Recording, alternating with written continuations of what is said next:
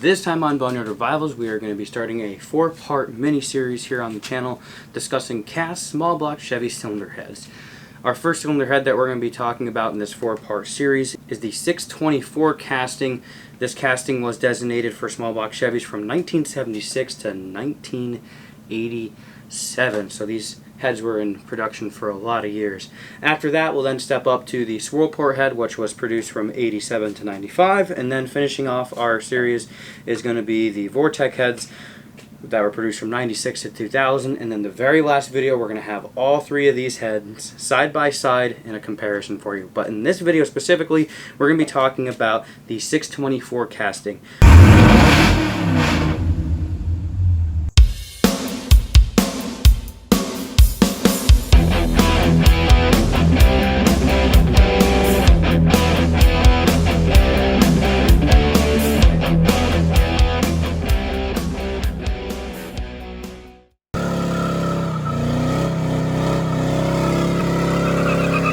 Like I said, these were in small block Chevy 350s from 1976 to 1987.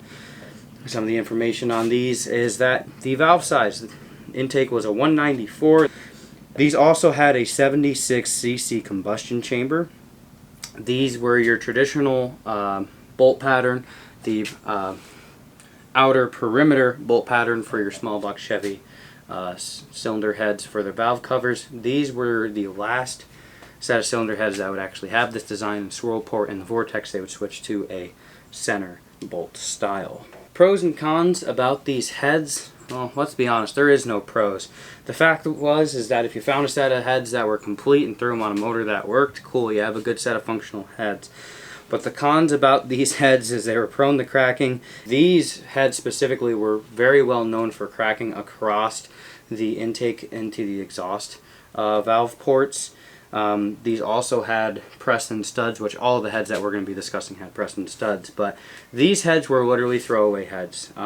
These were small era heads, so basically GM was concerned more about their emissions put out than actually making horsepower. So a lot of these heads were designed specifically to basically lower emissions. So what that means, when you lower emissions, you also lower horsepower. So overall, these heads were junk. If you have a set of these heads, I recommend throwing them away, because the amount of money that it does cost to rebuild a set of heads, a cast set of heads anyway, these would honestly be the last pair I would purchase. So yeah, junk. One other thing I will say about these heads that I don't like is the ports are just really, really junky. The way that it was casted, it doesn't even look like they really honestly cared. They're just very poor quality on them. The way that they're designed, they get really small up towards the top and then get wide at the bottom. And then half of them, just the way the casting was built into them for the perimeter bolt style, it actually cuts off a little corner of it, which is not good obviously, because that's just restricting flow a little bit.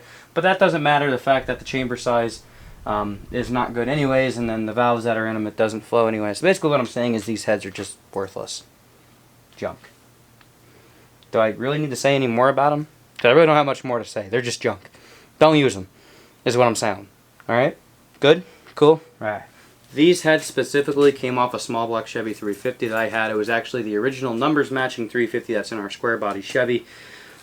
These heads, they're the dirtiest pair of heads that we're going to be comparing throughout this entire series, and most likely because they have 200+ thousand miles on them.